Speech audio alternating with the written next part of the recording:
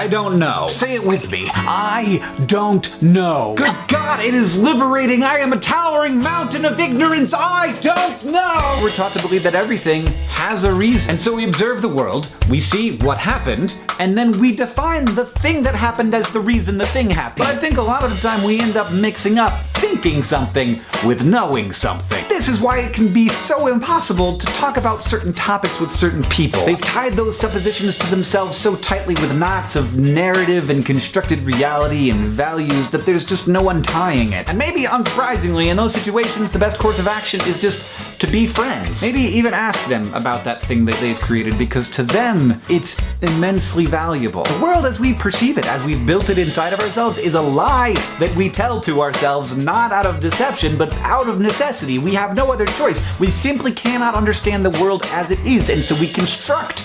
But sometimes I just have to tell myself the thing that is definitely true, the truest thing I can say, which is that I don't know. Never know.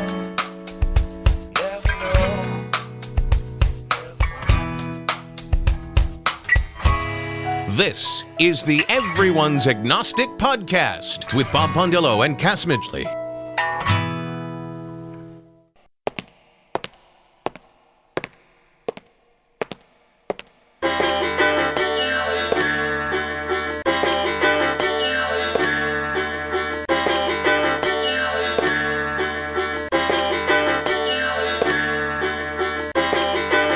Welcome, everyone, to episode 159 of the Everyone's Agnostic Podcast. I'm Cass Midgley. Today, Dr. Bob Pondillo and I interview Karen Garst.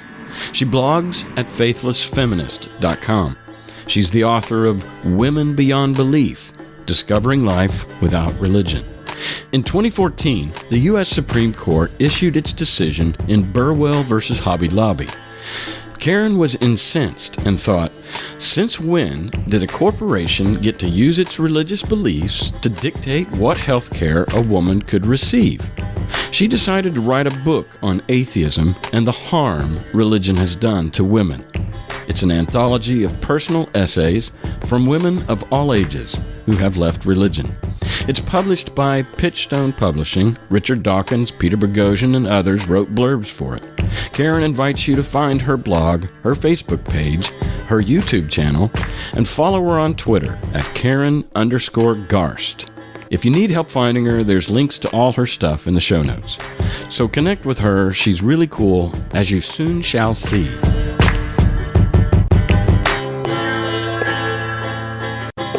I heard about Karen Garst through Wendy Marsman, who chose the name of Karen's book for the name of her podcast, Women Beyond Belief. Check out Wendy's excellent episode about her life as a missionary kid on our podcast, episode 136. And if you're interested in the plight of women leaving faith and the struggles that are unique to women, check out Wendy's podcast, Women Beyond Belief. It's really good. So for our opener here, I was trying to think of one of my favorite feminists who lambasts Christianity, and I thought of Sarah Silverman. So for the intro this week, I'm inserting 5 minutes of genius Sarah Silverman, here with several references to issues that are specific to women. Okay, last night I was visited by Jesus Christ, like the Jesus Christ. Sarah. And he told me how he was really bummed by all these People who use my name for intolerance and oppression. And I was like, wow. And then he said, I want you To spread my message to the people. And I was like, me? No one's gonna listen to me. And he was like, yeah, that's the test. Even if they think you're kidding, they'll hear it. And they'll make their own choice. And I was like, maybe there are other ways to go about it that might kind of make more sense. We could get a couple legal paths and we could just kind of riff, sit around the kitchen table. Let's work on this. And he was just staring at me like, I'm Jesus fucking Christ. And then I figured he'd leave, but he stayed, and we ended up watching like a whole NCIS marathon. It is a drama, but there's a lot of like witty banter and silly moments, and it's a fun show. Hey, we just got back from the crime scene. It looks like the XY coordinates that we read off the Skylab couldn't possibly match up with the striations that we found on the other rocket fodder. We also found some lipstick on the doorknob. It doesn't match the petty officer, but it's pretty clear the staff sergeant has some idea. And you know what is crazy is now that I know Jesus more, he is such a dinozo. So anyway, I'm sitting there and I get a little heavy and I'm like, Jesus, when does life begin? At 40. What? And he was like, But fertilized eggs aren't people. People are people. and I was like, thank you. But people who believe fertilized eggs are people too. And you have to love them. You're not better than them. And I was like, you're right. Thanks, Jesus. Anyway, did you know that it wasn't until the 1950s when One Nation Under God was added to the Pledge of Allegiance and In God We Trust was put on our money and in our courtrooms? It's a move in direct contradiction to the fathers of our country who insisted on separation of church and state. Using religion to dictate legislation is un-American, but it's happening. In many states, new laws have already been implemented that are making access to safe abortions less and less possible. Say a woman finds out that she's pregnant. If she chooses to have an abortion, she must first find a clinic that, with all these new laws and bills, are dwindling fast. Like in Texas, if Governor Rick Perry gets his way, it will go from having 42 women's health clinics to 5. Do you know how big Texas is? It's like the size of 27 New Hampshires. That's one woman's health clinic every 5.5 New Hampshires. A woman should not have to pack a lunch to get health care. And then, before she can get the procedure, she must now be subjected to a violating vaginal probe and forced to look at the ultrasound of the fetus. Only then can she continue with the procedure. Fun fact, scientists have known for over a decade that sperm cells have a sense of smell.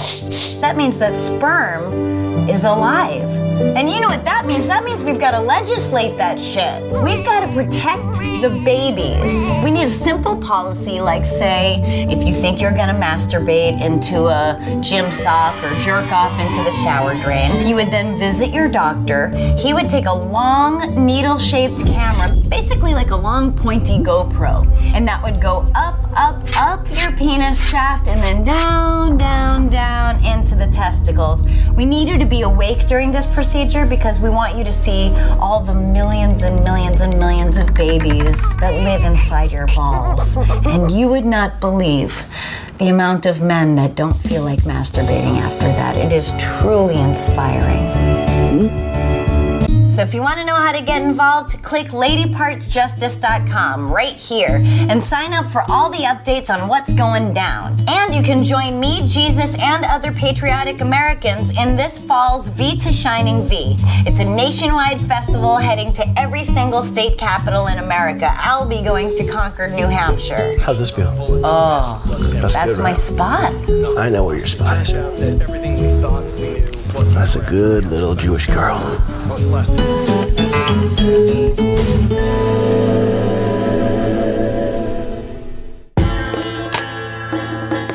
So that's my feature of Sarah Silverman. You can YouTube that video by searching Sarah Silverman is Visited by Jesus Christ, or there's a link in the show notes of this episode. We taped this conversation on June 25th, 2017. We interview people you don't know about a subject no one wants to talk about. We hope to encourage people in the process of deconstructing their faith and help curb the loneliness that accompanies it. We think the world's a better place when more people live by sight, not by faith. Please subscribe to our podcast or leave a review wherever you listen to podcasts. Also, you can support us monetarily in 2 easy ways. You can pledge $1 per episode or more through Patreon. That's patreon.com/EA podcast. Or you can leave a lump sum donation through PayPal at our website, everyonesagnostic.com. The smallest contribution is greatly appreciated. Our opening monologue is an excerpt from a YouTube by Hank Green titled Towering Mountain of Ignorance. The music behind it is Never Know by Jack Johnson. The segue music on this episode was created by the Barry Orchestra, found at barryorchestra.bandcamp.com. Thank you for listening, and be a yes-sayer to what is.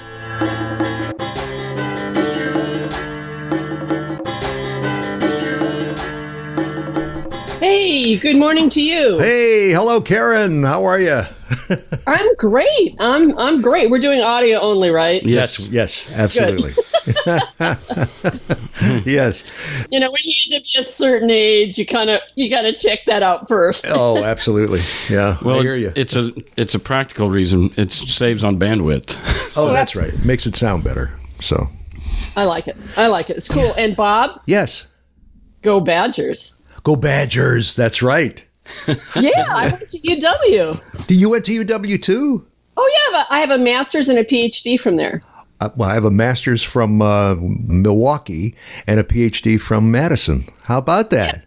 Yeah. And what department were you in? I was in journalism. Journalism and mass communication and culture. That's where I eventually ended up. But I started out there.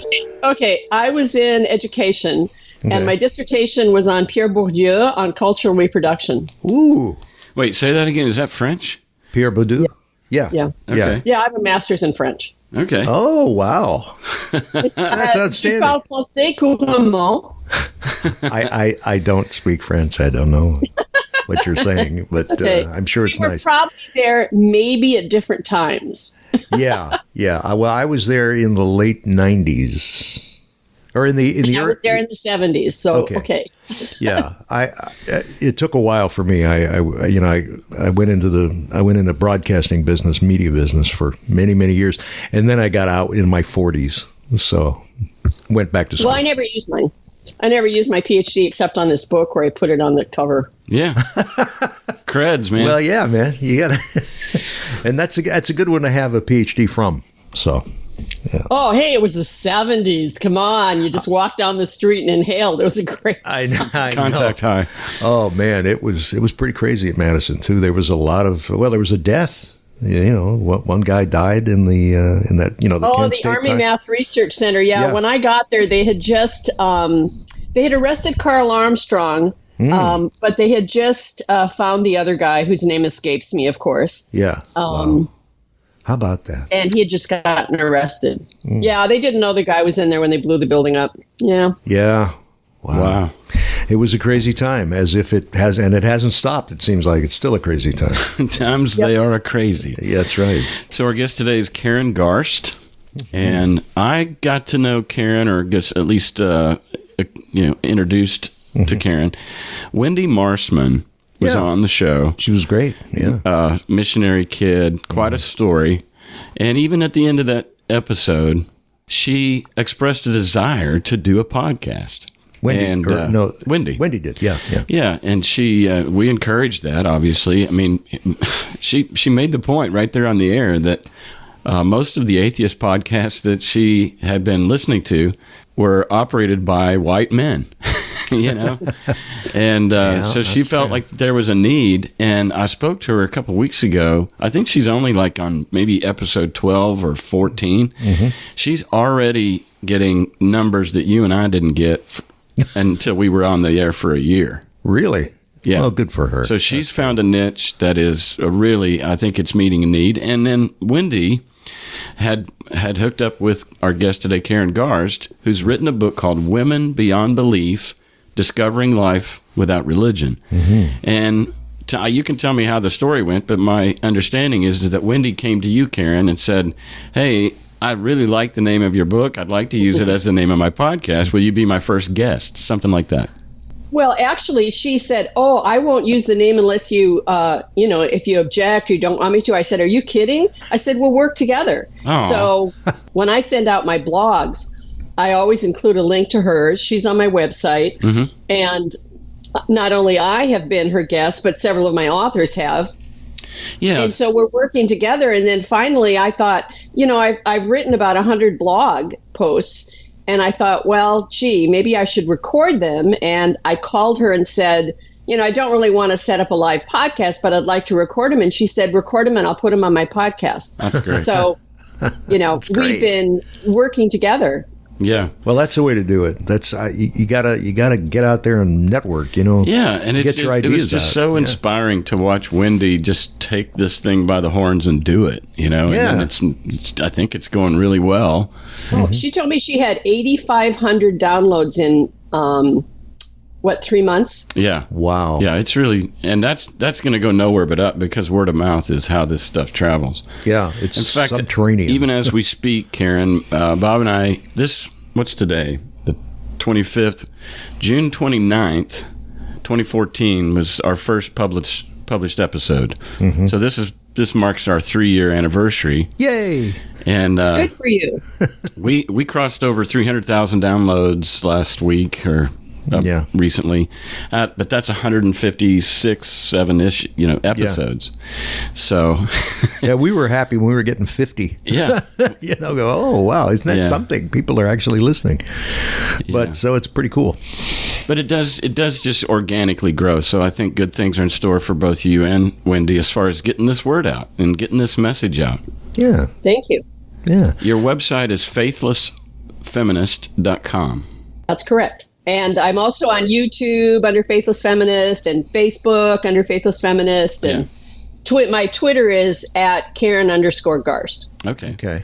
Well, what we'll do is we'll put up all that information on our site, and maybe you can grab some of the listeners. Where we put it is on the show notes of this particular episode. I don't put it on the site, but okay, that's what I meant. Yeah. So tell us a little bit about. We'll get into your book. Is about like 22 different essays from different authors about their experience with patriarchy, misogyny within their religious context, and how they got out of that. Yeah. But before we get into some of those stories, what's your personal religious upbringing? Yeah, where are you from? Well, I'm from North Dakota. North Dakota there. Oh, yeah. Yeah, I was born in Bismarck. So, sure, you betcha. So you get a guess. What do you think? You get 2 guesses. What religion I was brought up in? Lutheran.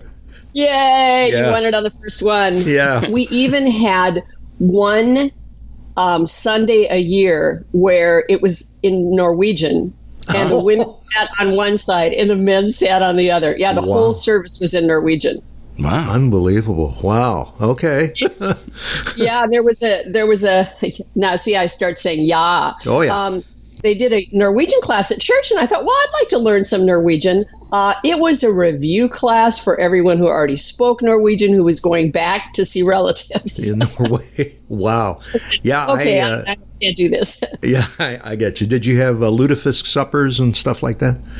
I have never eaten lutefisk. Yuck. Oh, boy. I know. It's slimy. What is awful. It's a fish. It's I don't know if it's a white fish or what it is. But anyway, they pack it in lye. Yeah. And then they ship it over, and then you got to take the lye out of it. And why would you want to eat that? It's just awful, I think. But my wife loves it. The basement of the church smelled awful. Yeah. But they do have some good coffee there. Oh, yeah. Good coffee. There you go. Yeah, there you go, huh? Okay, you two. Yeah, I remember that. How devoted did you personally get in your Lutheran faith? Well, I was growing up at a time in the 50s and 60s where in Bismarck, small town, everyone went to church or synagogue. Mm-hmm. You knew there were 5 Jewish families.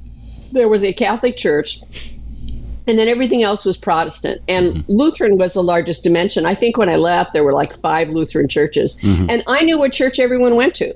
It was just what everyone did. I don't think I'd ever heard the word atheist. I don't think I ever heard somebody tell me they were secular. And I don't think I ever heard a kid in school say, I don't go to church. Mm-hmm. So totally different time. So it was part of being normal. Remember, there's no access to the internet. If it wasn't in the 1957 Collier's Encyclopedia, you just didn't know it. But it was a very liberal at the time. For example, my father was very religious, but when I took science in 9th grade and studied evolution and early man and all that, he totally supported it. Mm-hmm. This whole creationism bent came along more or less in the 90s as a bigger movement. So, we did debate the Catholics. They were wrong, we were right. But other than that, it was just what everyone did. And then I went to Concordia College in Moorhead, Minnesota. Got to stick to the Midwest there. Yeah. On my way east to Madison. And the first class I had was Religion 101. And the professor talked about the different oral strains of the Old Testament, how they teed those out through linguistic analysis, why there's 2 stories of Genesis, etc. And that I had never looked at the Bible critically. It was just a set of stories. Right. And then I had a course at Concordia in, it was kind of like society. And I did a book called Gay World. I did a book report on it. And I don't think I'd much thought about homosexuals before. And I read it and I said, well, that's fine. No problem there. So very liberal compared to some of the authors in my book. Yeah. Yeah. Well, what I'm hearing, and I think I remember at least a little bit about even in Oklahoma, rural, small town stuff, there's levels and types of hegemony. So obviously she's describing a very Christian hegemonic world. However, it was fairly benign, it sounds like. And I think that everybody held on loosely, and it was just a cultural thing. Everybody does it. And as much as I might think, I wish we didn't even have that, I think that's less toxic than when, and I think we can say that it was about the 50s and 60s and 70s that it started to ramp up as far as, okay, this faith thing that we all kind of hold as just a cultural token in our pocket, that's not good enough for Jesus. That's not good enough for heaven and hell. We've got to raise it up. And then, of course, the involvement in politics, the drive to make God the God of America. So, in a way, by not being satisfied, I'm just talking about Christianity here as an entity, by not being satisfied with just mild hegemony that everybody kind of carried around, it wasn't good enough, and we got to take over. And I just think that then Christian hegemony became a problem in that it's just going to shove it down everybody's throat.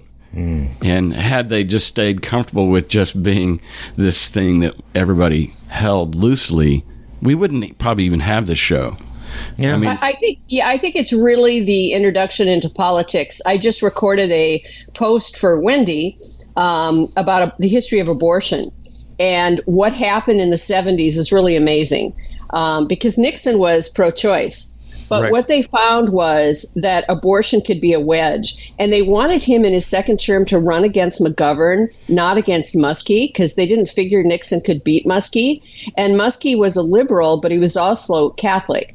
So what they did was they inserted abortion in to alienate his Catholic voters. And McGovern got elected. And I remember well because that was the first vote I ever did in 1972 for McGovern. Yay. Yeah. But after that, then you see the religious right. And there was a quote in that post about Falwell probably couldn't have even spelled the word abortion before it became part of the politics. And I think communism played a role too, in the Eisenhower administration, the godless communists. So it was really kind of after I grew up where politics and religion became so tied together. And then as you get into the 90s was the wedge strategy and the creationists and all of that. I think you're absolutely right. It was fairly benign. It wasn't a big deal. You just went to church on Sunday. And frankly, we had Luther League for the kids. And I wouldn't have had a social life without Luther League. We did all these activities together. They were my friends. And hey, it was a good time, but it wasn't divisive. Right. And it's funny how, in the 1920s, this is where we get the notion of fundamentalism, where we picked up that notion and it was sort of manifested in the Scopes trial. And then after the Scopes trial, things kind of settled down again for the next, 30 years or so. And then the godless communists, and you can really see sort of an up and down. I just grabbed off the shelf this book, One Nation Under God by Kevin Cruz. Yeah, and he argues that the New Deal was pagan statism. And, it just began to escalate. In the 50s, we adopted In God We Trust.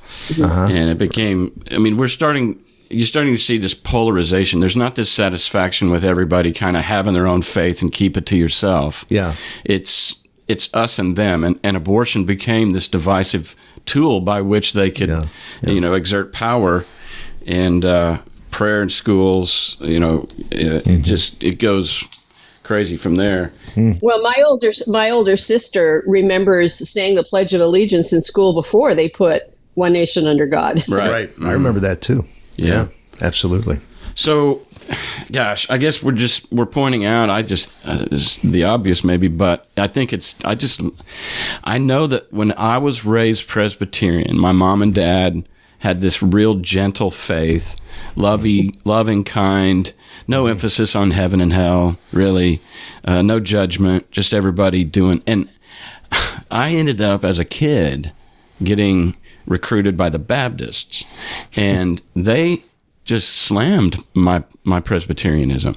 Not enough Jesus, huh? Well, not enough heaven and hell, not enough emphasis on salvation. And I kind of bought into it. And I went back to my Presbyterian church and my Presbyterian parents and said, y'all are lukewarm Christians and wishy-washy, And I just became a judgmental ass. And then just continued from there. What, at the age of 12 or something, whenever this happened?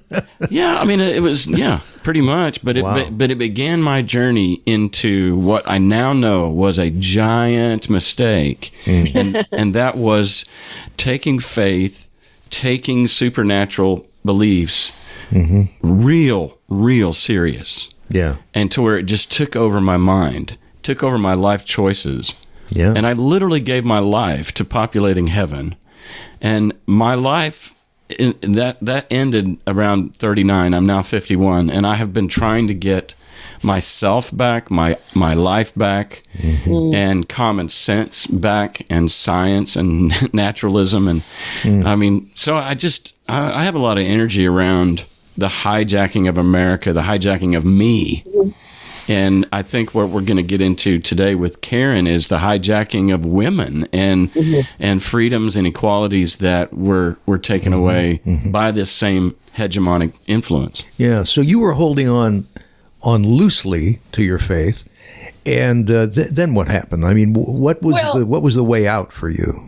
As I said, I went to this Lutheran college, and then I went to graduate school at the University of Wisconsin-Madison in the 70s. So, but to me, church was family. I would go into Trinity Lutheran Church in Bismarck, and I knew everybody. Right. And so it was very difficult for me as an adult, as single, to walk into a church in Madison where I didn't know a single person. And I kind of became a Christmas and Easter person. We call them C&Es. I'd be home at Christmas, so I'd do that, and maybe I'd go for Easter. But it felt real alienating to walk into a church where I didn't know anyone. And then, I moved to Oregon, and I finally said, okay. And I went to a pretty liberal Lutheran church for a while, and my husband and I were married there. And then we went to a what's called a New Thought congregation. It's a little bit like Unitarian Universalists, all pass to God. And to me, the preacher was she was an amazing speaker, and it kind of felt like I was listening to 7 Habits of Highly Effective People. It really wasn't religious, but they were doing some snarky money things, and actually, I played a role in bringing them down.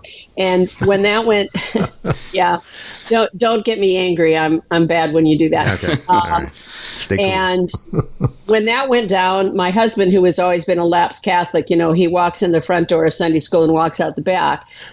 We didn't do anything. But I didn't really think, we never joined any humanist committee. I'm not even sure I identified as an atheist per se until I read Bishop John Shelby Spong's book, Resurrection, Myth, or Reality. Yeah. And that was an excellent book. He really he's struggling. He was a Catholic bishop. He was an Anglican bishop. Yeah. And he says, okay, I don't believe there was a resurrection, but what happened? And it was such a plausible explanation. I said, okay, got it. I'm done. No resurrection. So I don't have faith anymore. But like I said, we just slept in on Sundays. And it wasn't until 2014, when the Supreme Court, we talked about politics and religion, and now we're talking about law and religion. Right. And Hobby Lobby was a privately held company and said it didn't want to provide certain forms of birth control to its employees under Obamacare. These were abortifacients like the morning after pill. And in a 5-4 decision, the court said you don't have to. And I became incensed. And I was having lunch with a friend of mine. She said, who's an author, she said, you should write a book. And I said, well, the only thing I can get passionate about is atheism. And it was in 2014, and here we are today, because it was about taking away women's rights because of religion, and it was crossing the separation of church and state. Yeah. And to me, when a business enters the public sphere, imagine Main Street. You're on Main Street. That's a public sidewalk. If you want to face the public sidewalk, then you need to take anyone who walks on that sidewalk in. Right. It's smart business, I think. Just smart business. You got to follow the law. Yeah. You can't bring your personal prejudices, your personal whatever, into the public sphere. You can say anything you want publicly. You can say anything you want at home, but you can't discriminate against people. So that's what started me off on this quest. Right. So let's talk about some of the stories in your book and how you got in touch with these people and maybe some of the specifics of the stories even. Oh, I'd be happy to read you some excerpts. Great. I started out recruiting people I knew. And early on, I made a call to somebody who said, I was raised as a secular Jew. I don't care. But the person introduced me to Dr. Peter Boghossian, who is the author of A Manual for Creating Atheists and the recent app that they've created, Atheist, How to Interact with Christians. And he has been my mentor ever since. Oh, cool. So I started out with friends. Then I joined a lot of the humanist groups, Center for Inquiry, Humanists of Greater Portland, various reading groups, and recruited there. And then after I got my publisher, I reached out through social media to get a little more diversity. So I have people who were born in Africa, South America, people who emigrated to the United States from 18 to 70. So it's a really good mix that started out kind of randomly. Right. One of the essays, the first one, by Ann Wilcox, and that's a pseudonym because her family doesn't all know she's an atheist, but it really strikes people who were raised in a fundamentalist religion. And I did a podcast with the Barroom Atheist the other day, and Susie said, I have to contact her. This is just me. This is just what I went through. So she was raised fundamentalist. This is something she talks about 30 years after letting go of religion. Okay. I'm reading. All right. As I tried to let my beliefs go, my head seemed far ahead of the rest of me. I would think, that makes no sense. But I would be assailed by intense fear and doubt. I felt all of my old fears and beliefs still skulking inside, like the biblical Leviathan, a sea monster that lurked in the deep. I felt wrong, as though I had committed a terrible crime and I was going to be punished. Whenever I got near anything to do with my religion, a Christian coworker, a bumper sticker, a debate, a speaker, something on the internet or news, even or especially my own family, I went into a tailspin of dread and doubt for days. I kept thinking the fear would diminish, but it went on for months and months. My fear was so ingrained that as I wrestled with my beliefs, I had shadowy nightmares, and I felt like things were creeping up on me in the middle of the night. As I sat in my chair reading, there were times when I involuntarily glanced upward, as if lightning might crash through my ceiling. When I attacked my beliefs about Satan, it felt as if he was in my room with me. This was a complete surprise, not to mention freaky. After 30 years away from my religion, my mind was still being assaulted with irrational fear for disbelieving. And I think that really underlines when you inculcate a child early on, that stays with you forever. Yep. It's so impressionable. And this is where it gets to be child abuse because you're just... Those neural pathways. I mean, I just did a show with Brian Peck recently, and he talked about when people are post-Christian and they have this trauma around the fear of hell, for example, and they try some things like, all right, every time that I get afraid of hell and get anxious, I'm going to think pleasant thoughts and say, for example, I'm going to think about my favorite sports team. I'm going to try to get out of this funk. And what he said, what we do by doing that is we're actually expanding the network of things that trigger that thought, because this person, the next time they are watching their favorite sports team, they strangely have this fear of hell. You know? Interesting. But it's just, this is what I guess the point is that once these thoughts are coming from authoritative figures like our parents, the big guy behind the pulpit, all these thousands of churches on every corner, they all believe this. What's wrong with me? Yeah. And so the pressure, the hegemony to believe, and then when you get the guts and the courage to march to your own drum and step out, that shit follows you, and for years. And I think that's the testimony that we're hearing. Yeah. Wow.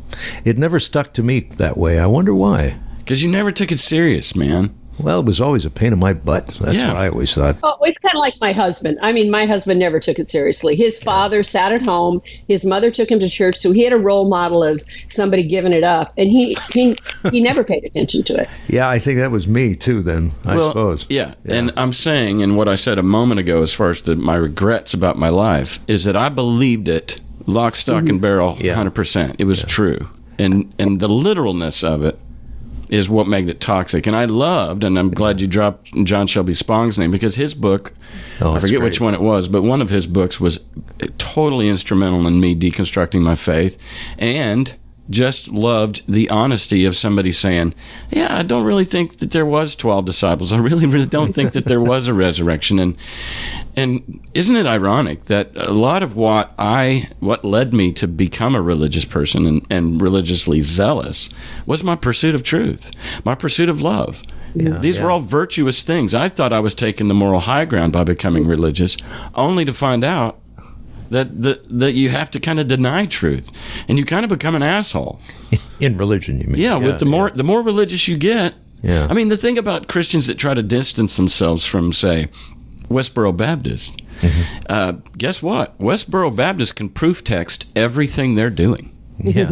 Yeah. And so they're actually more devout than you. So I kind of like this word fundamental. The more fundamentalist you are, the more rooted you are in the fundamentals of the faith.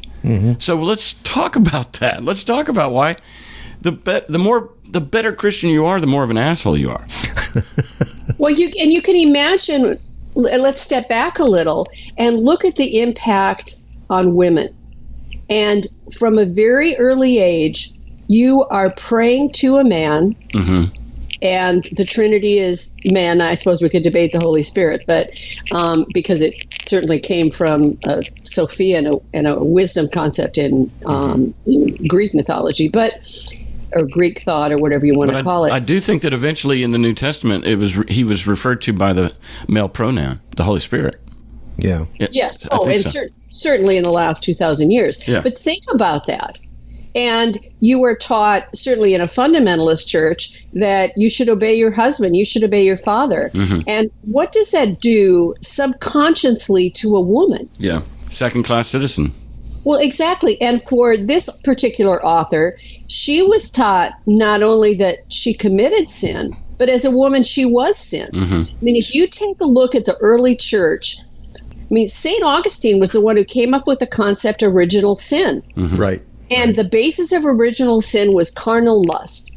And carnal lust was paramount in woman. So woman was responsible. Now, I've done a lot of studies of mythology, and I have a presentation on my Faithless Feminist YouTube. It's called From Goddess to God, Elimination of the Feminine Divine. There were many cultures that not only had gods and goddesses, but if you go back even further, the early concept was very likely a mother goddess or a mother earth. Yeah. Yeah. And so there's all this feminine worship that, frankly, if you look at the Old Testament, they clung onto it. There's a chapter in Jeremiah where they said, things are going bad. We're going to go back to pray to the Queen of Heaven.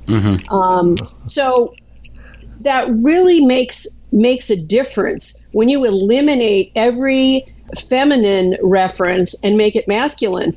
And the interesting thing about the Garden of Eden, in the past, the goddess was associated with snakes across many cultures, because a snake is a kind of symbol of rejuvenation. It burrows down, it comes back, sheds its skin.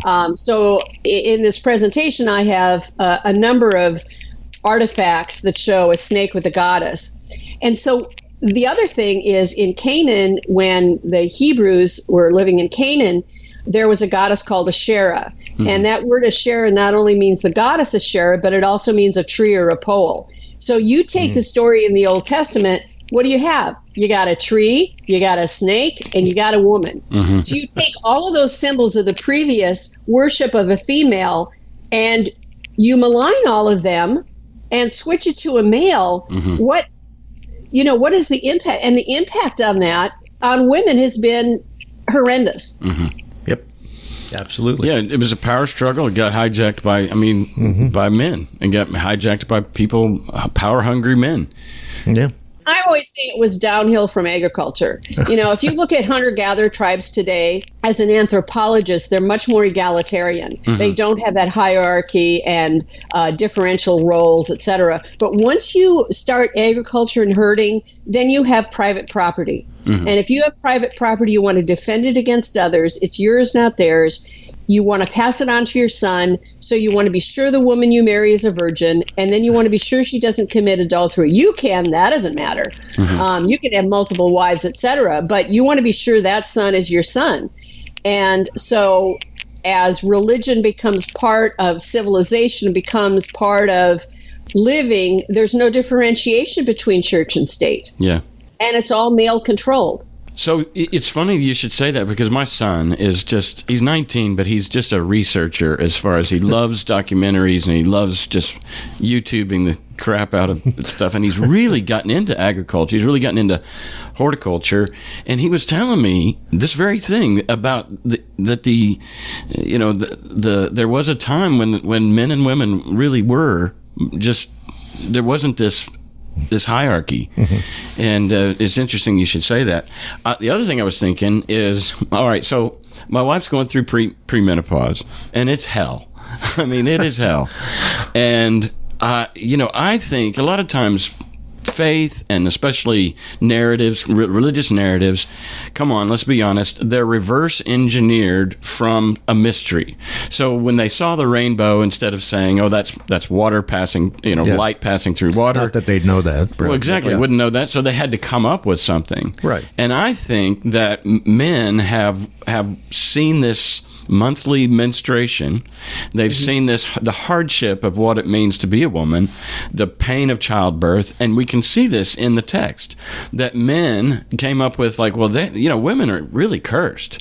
Oh, well, why are they cursed? Well, it goes back to, let's either create a story or refer back to a story where Eve was the temptress that initiated the fall of man. And she's to blame, and so this is your curse. And so every month, right up till 21st century, men are confirmed in their superiority of how because of this biological thing. God cursed you, and He favored us.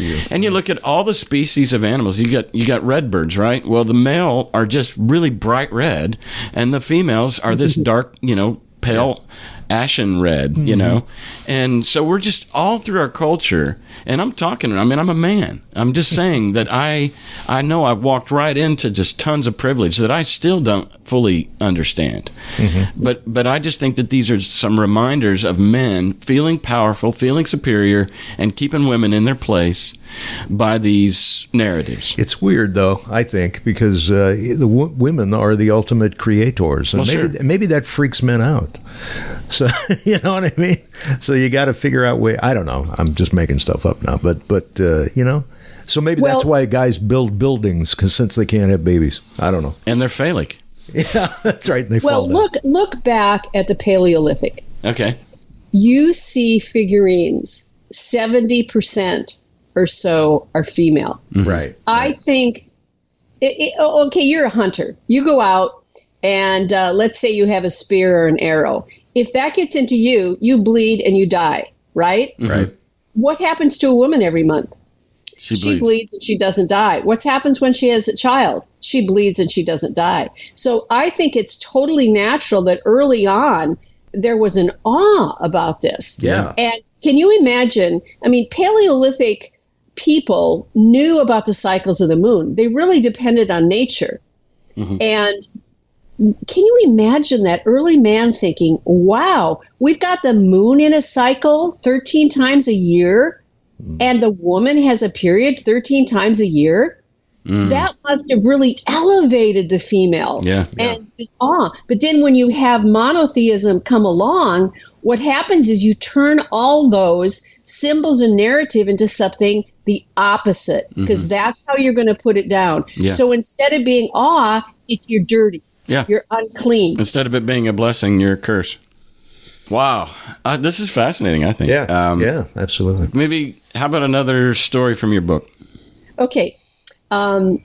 This is the niece of a friend of mine, and she's also writing under a pseudonym because she was raised as a Jehovah's Witness. And in that particular faith, if you are disfellowship, which means excommunicated, your family can have absolutely nothing to do with you. Now, in this particular situation, her mother knows, but her cousins don't know that she's an atheist. And of course, there are all the conservative things like you should be a virgin until you're married, etc. You could only marry a Jehovah's Witness, etc. So she goes off to college and meets this guy, and she's going out with him, and she's really torn because, you know, he's this non-religious person and loves her and wants to have sex with her. And she's, you know, her whole mind is churning with all the things she's grown up with. Well, she ends up sleeping with him. And somebody rats on her and turns her in. And so she is obliged to come before this tribunal of elders. There are 3 men. She later learns one of them is having an affair with a married woman, just to point out the hypocrisy of it all. And they basically say, you must consider him a tool of Satan. And this is what she says.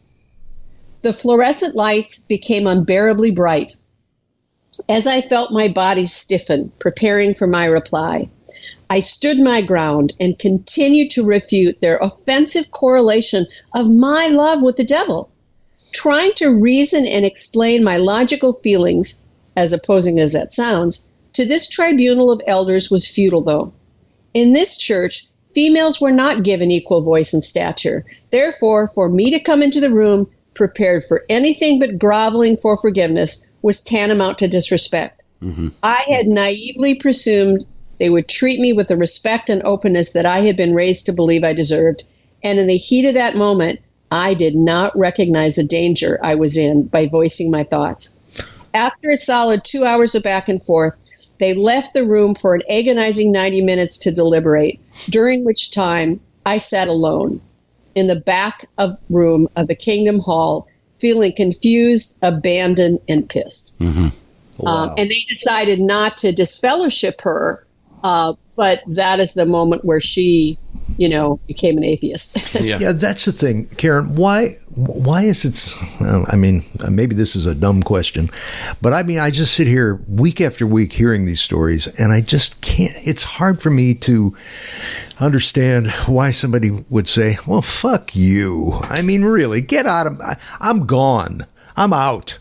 Well, I mean, why can't men and women just do that? And man, we have some people in here that are just in such pain, and yet they can't do it, or they go back to it like a battered woman might. You know what I mean? Back to the church, or back to the strange cult, or back to what is it? Is it just the fear of death, or is?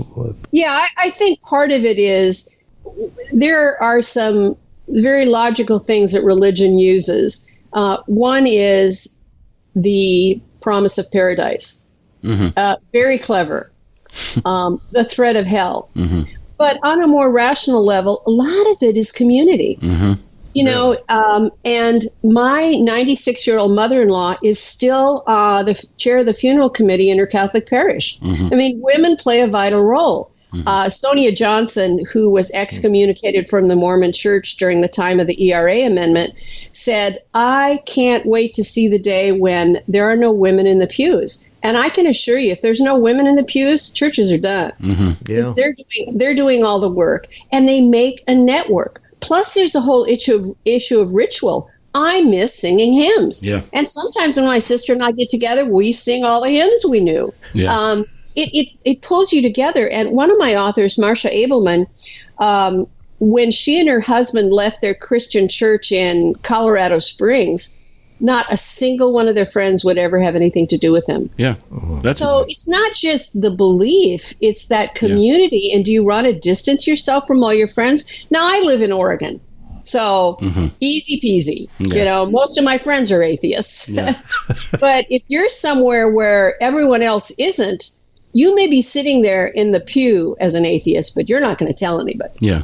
Wow. Well, I just this morning I was talking with some people that are former guests of this show or listeners of this show, and they're in an isolated community or place where they don't know anybody in their real world, and all their non-religious friends are online, and loneliness sucks, and it is a giant compeller to stay in somehow.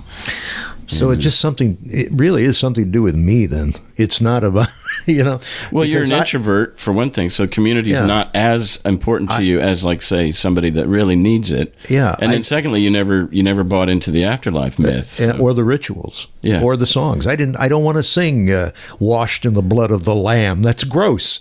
No, you know what I mean? I'm not going to sing that. Lyrically, you were offended, but musically, some of them are, Bach melodies. I mean, some of them are really beautiful. It's just beyond me. I just wonder if there's, maybe I'm all alone out here. I doubt it, but you know what I mean? It just makes me feel like, how come I can't feel this? It strikes You're lucky, son of a bitch. You're lucky. But it just strikes me as terrible treatment of other people. You just don't do that. Yeah, it is. It's just terrible treatment. One of my authors is an African American. Uh-oh. Let me just read you this short paragraph. Okay. To be an African woman who walks away from believing is almost unheard of. And that is precisely why I think it is necessary to talk about it. I walked away in order to open a world for my children that no one else in my family history had ever experienced before. And I couldn't be more proud. I introduced my children to church when they were younger, and I've spent the last 2 years explaining my reasons for walking away from religion, including my wish for them to grow up open-minded and non-judgmental. But if you read authors like Sikivu Hutchinson, who writes a lot about, she's an atheist African-American, there's a social network there that you depend on if something goes wrong. So there's a lot of ties that have nothing to do with faith. Interesting. Wow. Well, I'm not sure I know what you mean by that, because I thought you were saying there's a network there, but it's a faith-based network. What do you mean by it has nothing to do with faith? More about community, I guess. It's about the ties you have to people. Let's say you're a woman in the church in Bismarck. You go, you help fold the bulletins. You do all the cooking. You're down in that the basement of the Lutheran church with women all the time. Yeah. These are your friends. So if you say I'm an atheist and walk away from that church, you may experience what Marcia does and lose your friends. Yeah. So for some people, the social ties are stronger than the faith ties. Yeah. That's the point I'm making. Okay. Yeah. A couple of things that comes to mind. Karen, are you familiar with Mandisa Thomas in Atlanta? Oh, yes. Okay.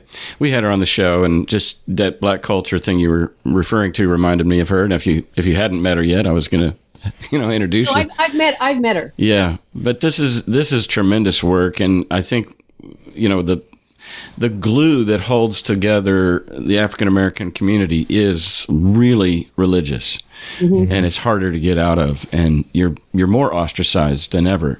A dear friend and former guest of the show just spent the night here with me. He came up from Chattanooga. Yeah, great guy, Steve. Steve, and I think we'll just say Steve. Okay. Black man, gay, atheist, and he's in a community, where his family. It's so lonely. Yeah, it's very hard for him. The other thing that comes to mind that this is a little bit nuanced, Karen, and maybe you can help me. Before I get into that, though, I just want to say before I forget, I'm going to get this book and read it, because as a white male, I want to have as many of my blind spots exposed as possible. So subjecting myself to these perspectives, I can guarantee you, even in the few stories that she's already read, I've had some aha moments. Oh. And it's crazy how privilege just is so off the radar of the privileged person. You swim in it, you don't know it. Yeah, we don't know we're in it. So I think obviously women would be encouraged by this book, but I'm saying men need to read this book. Yeah, that's the Women Beyond Belief, Discovering Life Without Religion. Yeah. Karen's book, yeah. So here's my nuanced question. Just like religion serves a purpose in that life is hard. The narrative, I mean, if the natural world is, we're a clod of dirt hurling through space with no trajectory or meaning or purpose, that's scary and lonely. And so a narrative comes along and says, no, this was created by God, who knows the number of hairs on your head, and he's got a plan for your life. And so it's an opiate that we take to help soothe the shock and awe of a godless universe. Similarly, and I'm saying this as a person raised in it, my wife and I have been married for 29 years. We dated for 5 before that. We were deeply Christian for the first 20 of that. There was a comfort. It's funny, the image I got when you were describing those women in the basement doing the cooking in the Lutheran church. Man, that's my upbringing. Is the men are on the board of elders. The men are making the decisions. The women are literally in the basement. The kitchen was in the basement of my Presbyterian church, making dinner for the fellowship supper that's coming up. And then my own wife and I know that, like, my wife was eager to take my name. When we were 17, well, we were 20 and 22. She was eager to come under my leadership and authority. And I think for some women, maybe in the Leave It to Beaver age or whatever, there was a comfort in the roles. And I think when feminists started pushing back against that, there were some women, even to this day, that push back against that and just say, no, I'm happy being a second-class citizen. They wouldn't say it that way. Yeah. But what do you think about that, Karen? I mean, like, do you think that these roles of patriarchy and there's some comfort to it, just like the narrative of religion is comfortable, even though it's a lie and can be toxic. I mean, are there women like hypnotized by this, and even these women that wear the hijab, and they'll swear to you that it's their choice and that it's a spiritual discipline for them and stuff. I don't know. You see where I'm going with this, Karen? Sure. And we were talking before we went live about the University of Wisconsin, and my PhD, interestingly enough, I was asked to study Pierre Bourdieu because I happen to speak French, and it really was on how does culture reproduce itself. And Bourdieu came up with a concept called habitus. Right. And he basically said, when you're born into a culture that has a certain language, that might have a certain religion. You're born into a certain economic status. You may have 2 parents. You may have 1 parent. All of those things contribute to this habitus, and it is so natural and comfortable, we don't take a look at it, and we rarely unpack it. And so obviously those things feel natural to you. I mean, the way we say, the way we talk feels natural to us. And you hear a foreign language, why is it kind of shocks you, like, wow, somebody can speak and use different words.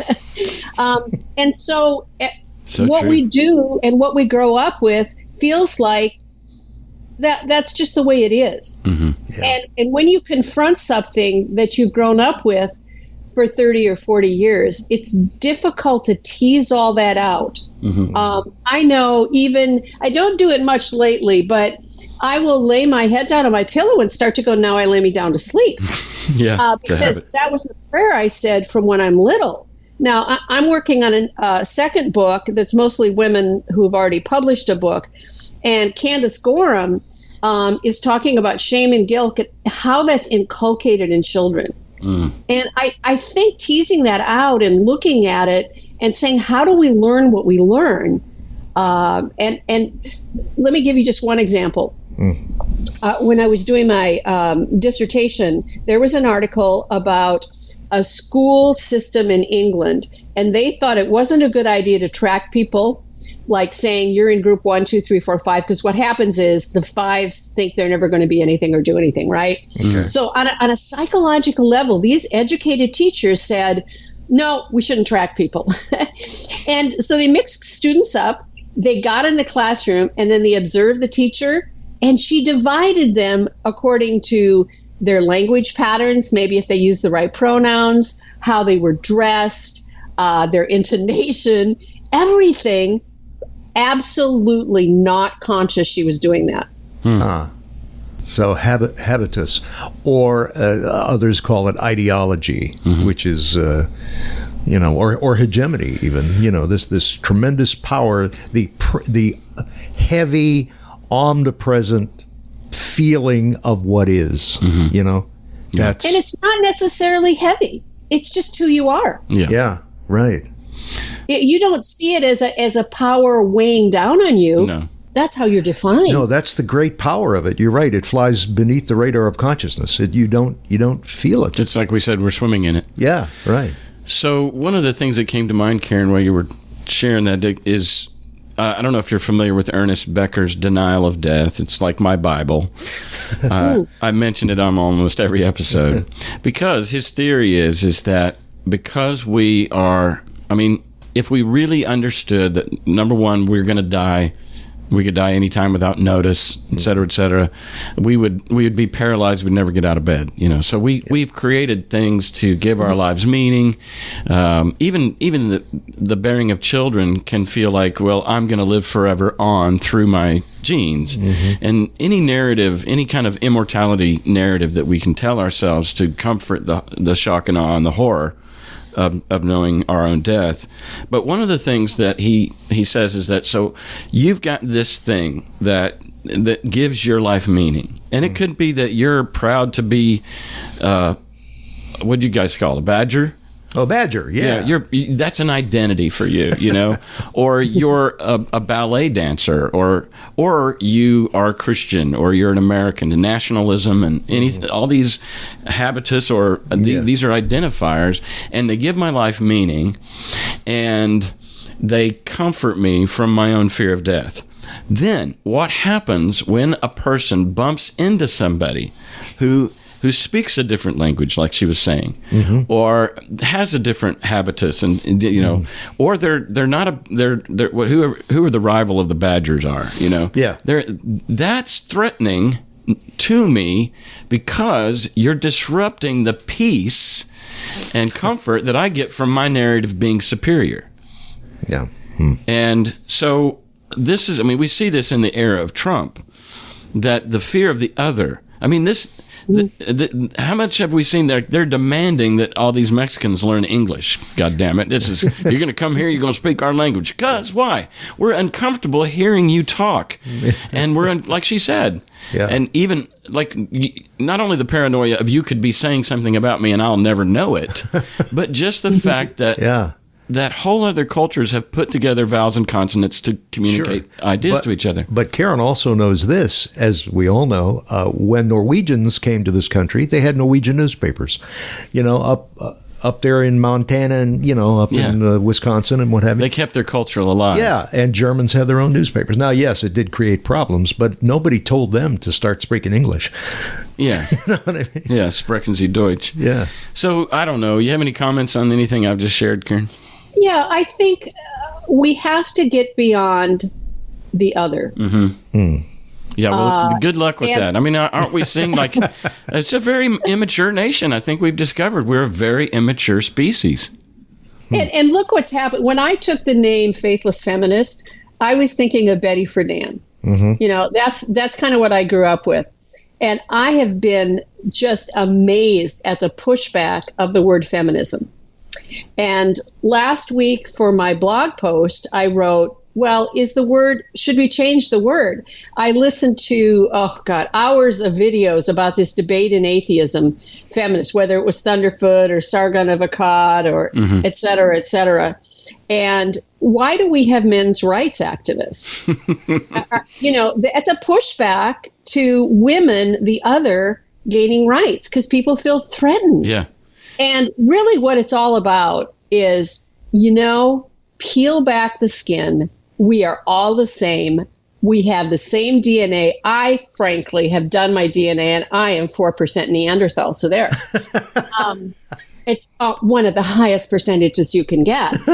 But we're all human. Let's get it together. I often think that if we had now I don't want I'm not sure I want a whole spaceship, but maybe a couple aliens to land and go, and they're really weird. Okay, they're really different, right? And we start to unite. Yeah, common enemy. And realizes the common interest. Now, unfortunately, I want them to come peacefully and leave, etc. But a lesson like that could teach us, we have much more in common. Sure. And why can't we just, this issue of constantly fighting people? And I do believe religion today is a key issue. Absolutely. I think it's a key issue for peace. I think it's a key issue for gender equality. And that's why I write. But we have much more in common than we have different. Yeah, absolutely. Is it all about these folks, be they anti-feminists or pro-fem or whatever? Is it all about the non-zero sum game? Like if you get rights, I lose, you win, I lose. But it's not that at all. I think that's true. And I also think a lot of these people raise the issue of there are areas where men are disadvantaged. Meaning percentage-wise, there's more men in prison. Until recently, men rarely gained sole custody of their children, incarceration rates, some sentences, etc. But instead of saying, look, I want to work with you, women, feminists. I'll work on your issues and you'll work on my issues and we'll do this together. When I was talking about this post I was writing with my son, who's millennial, and he said, when you walk into a negotiation and say, this is what I want, you're going to end up with a different result than when you walk in and say, what can we do for each other? Right. That's right. Yeah, that's pretty evolved. Yeah. No, you're absolutely right. It's a big collaboration, and it's not going to be exactly the way you want it, but it's going to be better than it is, that's for sure. So. We did an interview with a woman who had made a documentary about how Fox News had stole her dad. Yeah. And the premise, I mean, even now, I talked to somebody this week who has witnessed their white dad be filled with fear that his rights are being taken away. That, I mean, like, I just I can't hardly fathom the irony of one of the scaredest demographics in America right now. Old white guys. Is white straight males. Yeah. And who are feeling victimized. Come on. Can you, I mean, how do you pull that off?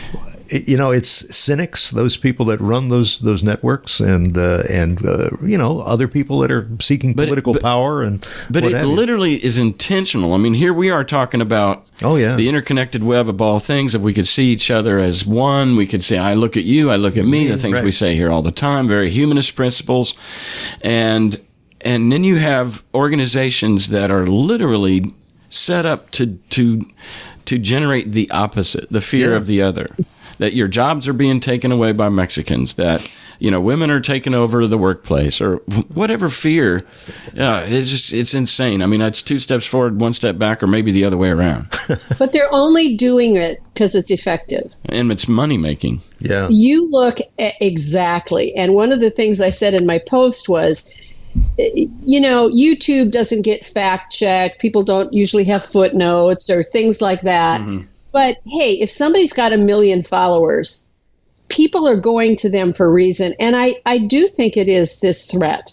And when you get outside your comfort zone, it's difficult. Do we teach people the skills to get outside their comfort zone? Do we teach kids to deal with others? Do we expose them to things that's different? Mm-hmm. When our son was growing up, one of the things we did, and of course, economically, we had the opportunity to do this, we did a lot of foreign travel. Mm-hmm. Oh, gosh. And to me, valuable. It was valuable not only for myself, but even more so because it was teaching our child that, hey, there are a lot of different people in this world. They look different. They speak differently. They were raised differently. And I hope that, that education will serve him well in the future, as opposed to growing up. I mean, literally, I knew there were 5 Jewish families. I could name them today. Mm-hmm. There wasn't a single African American in Bismarck. I knew one girl in high school who was a Native American. you were, mostly Protestant, Northern European, It's a little Neanderthal in there. Yeah. So how are you going to feel comfortable when you spent your whole life not even speaking to somebody who's different than you? Mm-hmm. Of course you're going to be threatened. That's human nature. Yeah. Yeah, we've seen it over and over. I mean, like the reason that the LGBT movement took on some real traction was people, they came out for one thing, and we got to know one, and they're not as scary as we thought they were when they were an unknown. Well, about 30 years ago, my brother moved to Oregon, and he came from the Midwest and pretty conservative, and I had heard him say a few negative things about homosexuals, and I introduced him to a friend of mine who was gay. And he really liked Craig. We got along well. He never said anything against gay people again. Mm-hmm. Yeah, exactly. So do you think that's the way out? More atheists coming forward and saying, "Hey, man, I'm fine. What's the matter?" Well, for atheists, yeah. Or but more humanists coming forward, or what? Absolutely, and I think more women, and I think what Wendy's doing, my writing, etc. More women need to speak out. If you look, if you just Google the 100 bestsellers in atheism at any given moment. Less than 6 of those books will be written by women. That's true. Mostly guys. Yeah, you're right. Podcast. If you look at conferences are getting better. Yeah. Conferences are getting better in including women. But you've got to speak out. And it's not, I would rather be a fighter than a victim. Yeah. I've had experiences in my life. When I was at Concordia College, I applied for a scholarship to Dartmouth, and the only woman on the interview committee, why should we give it to you? You'll just get pregnant and get married and have children. What? Okay, I didn't get it, but I went to Madison and had a great time, so it all was good. But even in my last career as director of the state bar, we had an affiliate organization. I may be wandering a little away in this discussion, but and they were going to hire somebody, and I said, okay, this is where their salary should be given the responsibility of my managers, and I had 90 people on staff, and they hired the person making $30,000 more than me, and I went, excuse me, and went to the board, and one of the women attorneys said she would represent me in a lawsuit against herself, and they did a study, and the person said, of course it's sexism, and I got a $30,000 raise. Hooray! Now, I don't consider myself a victim. It was like I tried, I pointed out to them, I knew exactly what was going to happen. And when it did, I said, no, that's not going to happen. And I fought for my rights. And that's the attitude. I do not like the poor little me, I'm being disadvantaged. Well, stand up and speak and stand up and debate people and stand up and say you're an atheist. And I think what Wendy's doing, I'm encouraging people to speak out. My blog, other people, we've got Lori Gaylor, we've got, Rebecca Hale. I could just go on and name women who are active, but we need more. Well, too, throughout history, certainly, well, at least Western history, the woman from the Victorian age forward has always been the heart of the family. They take care of the children, they supply the moral energy and what have you. It feels right that women should come out because they're supposed to be the moral heart of the family. You know what I mean? I mean, it's a comfort. I would think it's a comfortable feeling for women to say, no, you guys are wrong because it's it's incorrect, and I'll tell you why. It feels real comfortable for me. Yeah. So women should feel good about it, I think. Yeah. So, Karen, one of my heroes in my journey was Christopher Hitchens, and he said some things, that were controversial. He's kind of an asshole at times, but one thing that he said that I just clung to, and actually I began to become a student of this because I didn't fully understand it when he first said it. He said, "You want to solve poverty, you want to solve world hunger, empower women." And what does that mean? Like, how does that point A to get to point B to you, Karen? Well, I think you can't ignore half the population. Yeah. And as I said with the churches, the women are in there working. They're they're kind of doing the grunt work. Well, don't you want to have those people working on your side?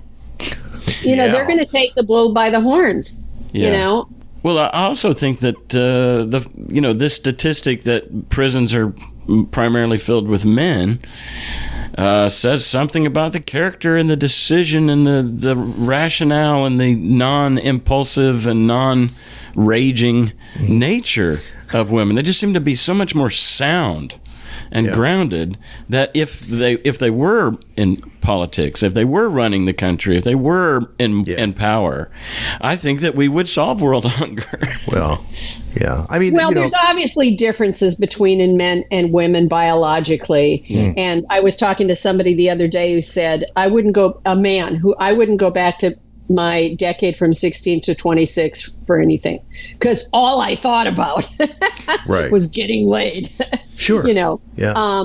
So there's some biological reasons for that, but I think one of the key things that would be a major change, let's have women drafted. Yeah. Let's have women apply to the Secret Service. I mean, the Selective Service. Do you think men in Congress would vote for war if they knew their daughters were going to be in it? Oh my! Good. I like that. Yeah, and you're right. There is this women cooperate. I'm not saying that there's not hypocrites and bad people and what have you.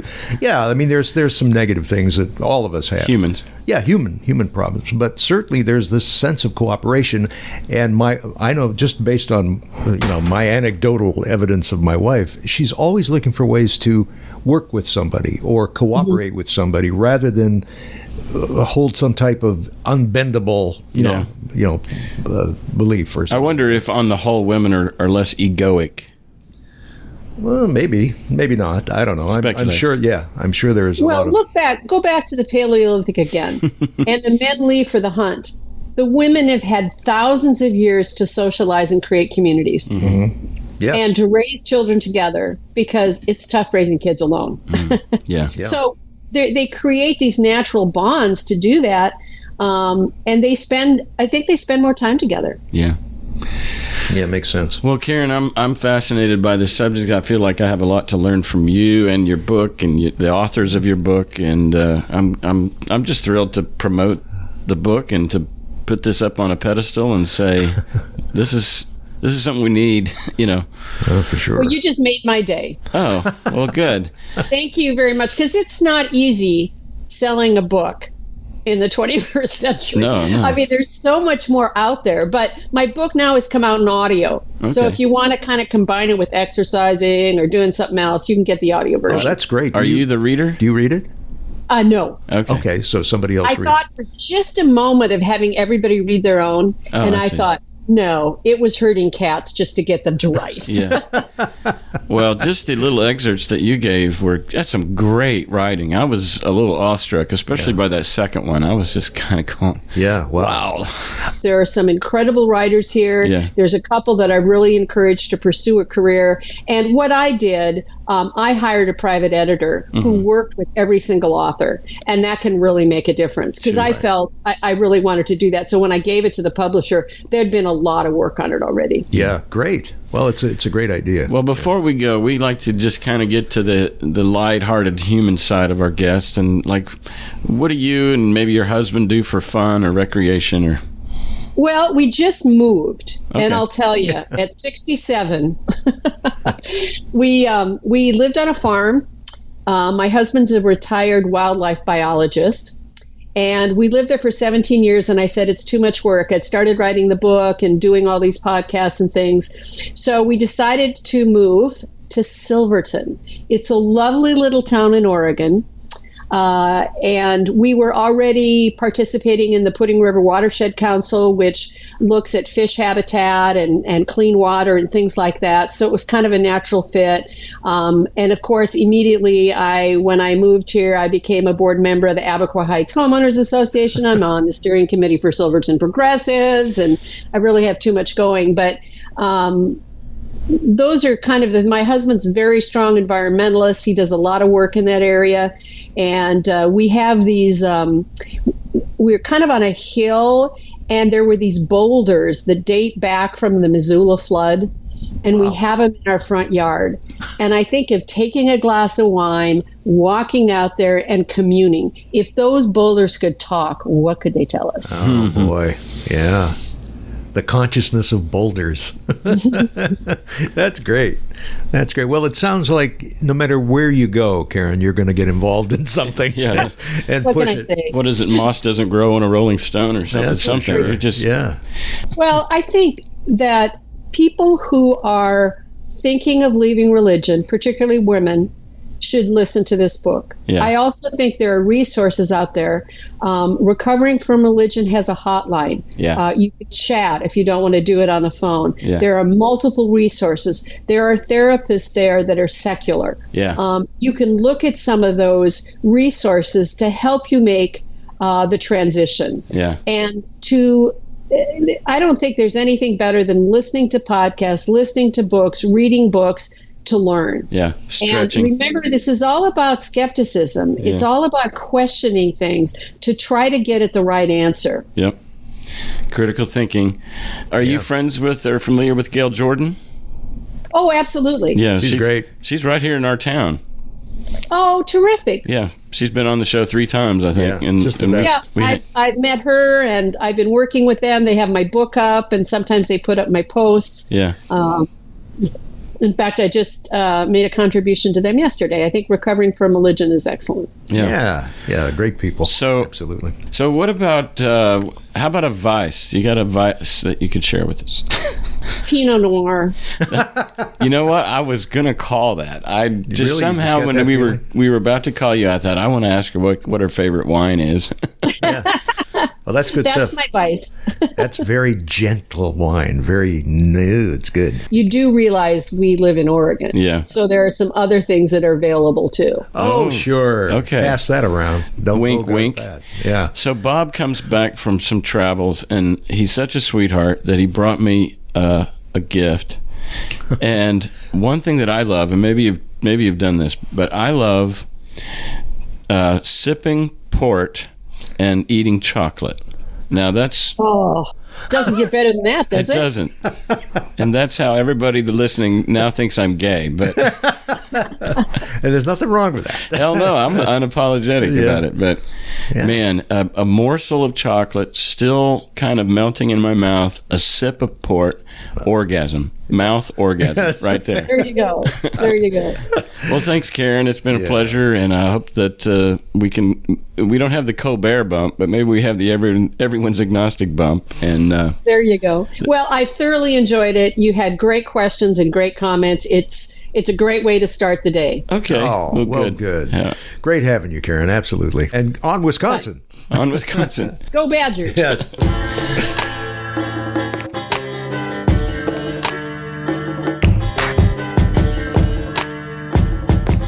So what'd you think of Karen, Bob? I liked her. She- She's very funny and fun and smart, very smart. And I like that. And I like the fact she's from Wisconsin because we both attended the same school. Yeah, man. 30 years I apart. just, But, yeah. I know that this sounds even, as I'm about to say this sounds but I just love powerful women. Oh, well, yeah. I mean, it just powerhouse, man. Yeah, absolutely. And much to say, and I think the way she's doing it is the right way, if there's a right way anymore. But I mean, it all has to be subterranean. It has to come from the bottom up. So she's out there, just like we are with this show, Yeah, out grassroots. there sort of getting the word out and encouraging people to stand up and just love life and don't be so strapped the way they are with some religious beliefs. Yeah. I think in this era, I think Bart Campolo's interview with his son said, "I'm over the apocalypse."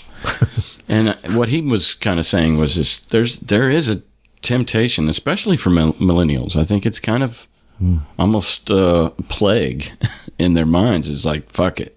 Mm-hmm. There's an apathy that's setting in with just how weird. The bizarro world that you and I have been talking about for 3 years just keeps getting more bizarre. Yeah. Up is down, down is up. It's insane. Yeah. Never have I seen a population be so hoodwinked into supporting policies and legislation that are against their own self-interest. Weird. We have been played. We have been manipulated. And here's what's ironic or weird about it, and I think most everybody says this. There is not a single person moving the levers. No, that's true. Like, we can't say this is Trump's fault. We can't say this is the Koch brothers' fault. Mm-hmm. They contributed to it, but really, they're more just products of it. Yeah, not a cabal somewhere, clasping their hands and going, now we're going to get them. Our plan is working. Yeah, no. Because the people that started this shit are dead. I mean, I think we started off with this episode talking about all the way back to the 30s and the 40s, and where did this Christian hegemony, become a monster, and how much of it's shaping culture, and now everything's upside down. And even if there was somebody that said had a bad idea that we need to outlaw abortion or whatever, they're dead. Yeah. And others have taken up the cause. I don't know, man, but I'm just saying. Yes. It's tempting to get apathetic and check out, and that's not. And what I think is personified in Karen is, without even trying, she just displayed and modeled for us what I think is a really powerful balance of activism, and yet she is not ate up with bitterness and fear and resentment. There's not a sour, toxic, venomous tone in her activism. It's I'm here to change the world.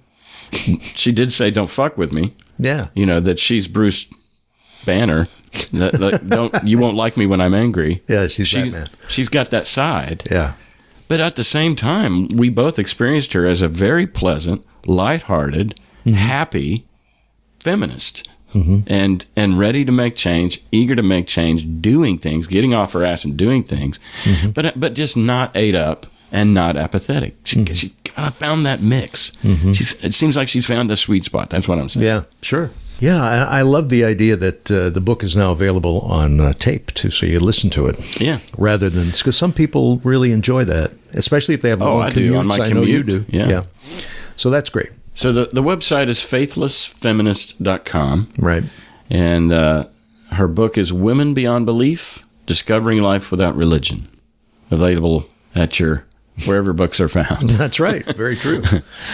All right, man. Thanks a lot, Bob. Yeah, it was a good one. Another good one. I enjoy talking to. In fact, I enjoy having more women on. Oh, of course. The more the better. Let's go. Let's learn stuff.